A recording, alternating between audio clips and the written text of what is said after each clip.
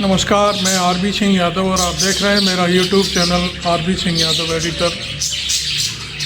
आज हम राजस्थान पर एक बार फिर बात करना चाहते हैं, क्योंकि आज जो हलचल वहां पर हुई है उस हलचल से भारतीय जनता पार्टी का केंद्रीय नेतृत्व एकदम चिंतित हो गया है और उसे शायद सोचने को मजबूर होना पड़ा है। अब आप सोच रहे होंगे कि राजस्थान में ऐसा क्या हुआ है। एग्जिट पोल तो पिछले 2 दिन से लगातार कुछ न कुछ चल रहा है, चलते भी रहना चाहिए, लेकिन आज अचानक से यह घटना इतनी तेज़ी से बदली कि भारतीय जनता पार्टी के दीनदयाल उपाध्याय मार्ग स्थित भवन में बीजेपी का जो केंद्रीय हेडक्वार्टर है वहाँ पर खलबली सी मच गई है। अब आपको बता देते हैं कि राजस्थान की पूर्व मुख्यमंत्री वसुंधरा राजे एग्जिट पोल के आने के बाद, अब मैं आपको बता दूं, 8 संस्थाओं ने पोल किए चैनलों सहित, जिसमें से 5 ने बीजेपी को जिताते हुए सीटें दी हैं और 2 में स्पष्ट बहुमत कांग्रेस को दिया है। तो ये सब चीज़ों का हम औसत भी निकालें तो भी भारतीय जनता पार्टी को 102 से 110 के बीच सीटें मिलती दिखाई दे रही हैं। और इसी बात को लेकर के आज वसुंधरा राजे सबसे पहले जयपुर स्थित संघ के कार्यालय पहुंची और वहां से एक बड़ी मुलाकात हुई संघ के बड़े पदाधिकारियों से।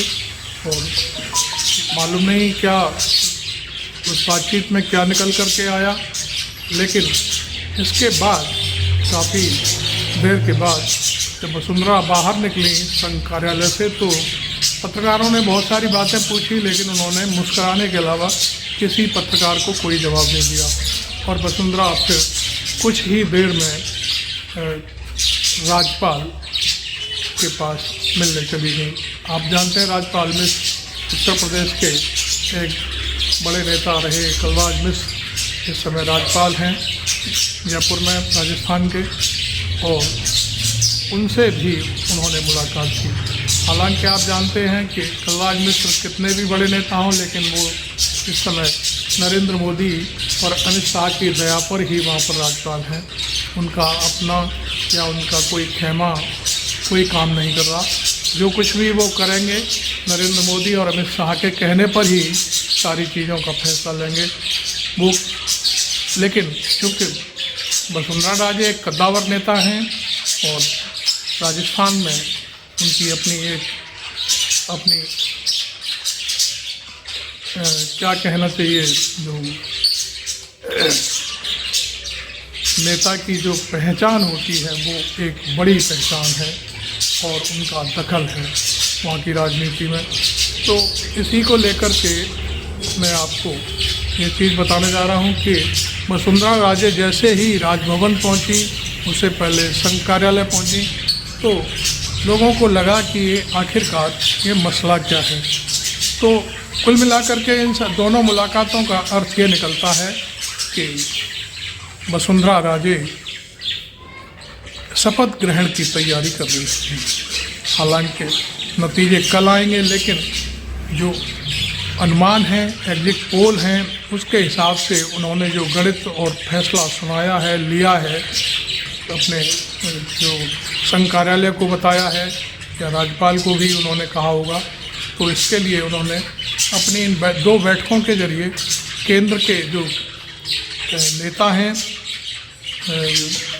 अपनी पार्टी के नड्डा साहब और नरेंद्र मोदी और अमित शाह को साफ संकेत दे दिया है कि उनके बगैर किसी और का नाम लेना राजस्थान में किसी पार्टी को बहुत भारी पड़ सकता है।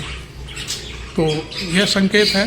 दूसरी बात, उनके आप जानते हैं कि गहलोत से उनके संबंध कभी बिगड़े नहीं हैं। राजनीति करती रही हैं, लेकिन उन्होंने कभी गहलोत से संपर्क ऐसे नहीं खराब किए जिससे उन्हें कभी कोई हानि पहुंचाई जाए।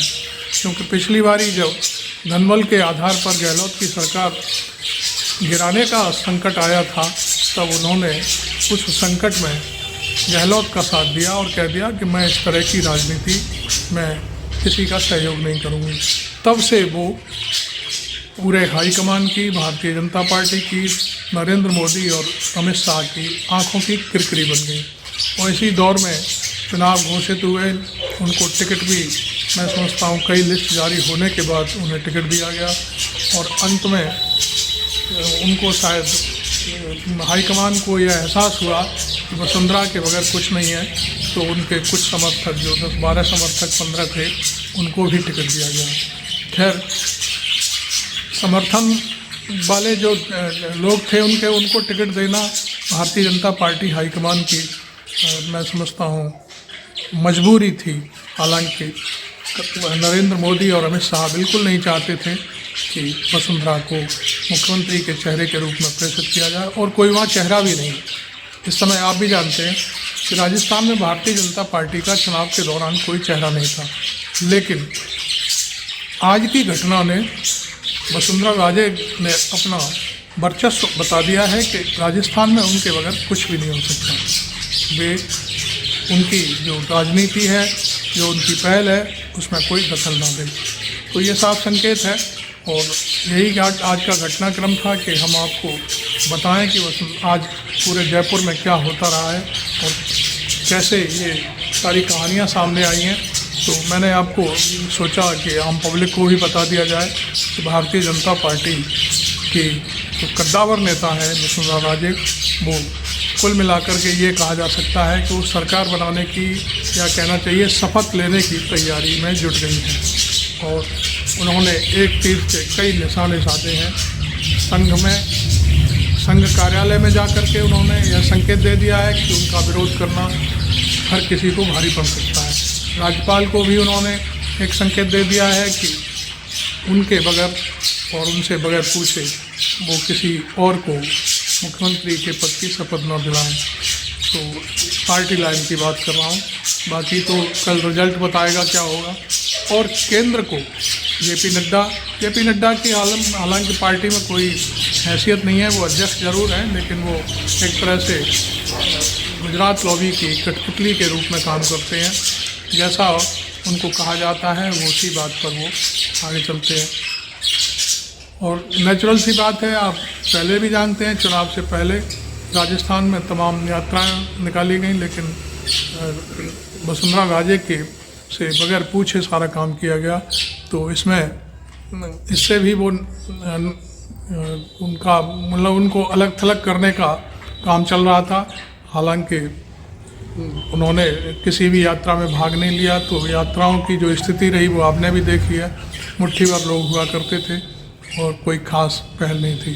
लेकिन चुनाव के दौरान वसुंधरा राजे ने संघ के कहने से करीब पूरे प्रदेश में 60-70 जो सभाएं थीं वो की, और उनको अच्छे से संबोधित कर माहौल अपने पक्ष में बनाने की कोशिश की। अब एग्जिट पोल ने कुछ माहौल बनाया है, इसके बाद मैं समझता हूँ कल की जो कहानी आएगी सामने, जब चुनाव परिणाम आएंगे तब पता चलेगा कि असली हीरो कौन है, वसुंधरा राजे हैं या अशोक गहलोत हैं। तो ये आज का घटनाक्रम था ताज़ा, जो गाड़ियाँ इधर से उधर जयपुर में दौड़ रही थी, उनके बारे में मैंने आपको ये वीडियो बनाकर दिखाया। आपको कैसा लगा ये वीडियो ज़रूर टिप्पणी करें और लिखें कि आगे क्या हो सकता है, और जो आज घटनाक्रम हुआ है उस पर भी गौर करें। तो मेरे चैनल को सब्सक्राइब करना भी ना भूलें, क्योंकि आपका सब्सक्रिप्शन ही मेरी ताकत है और आपका प्यार मुझे मिलता है। मैं जानता हूँ काफ़ी लोग देखते हैं मुझे, तो आज भी इस मेरे वीडियो को देखें और आम जनता तक पहुँचाएँ। Thank you very much.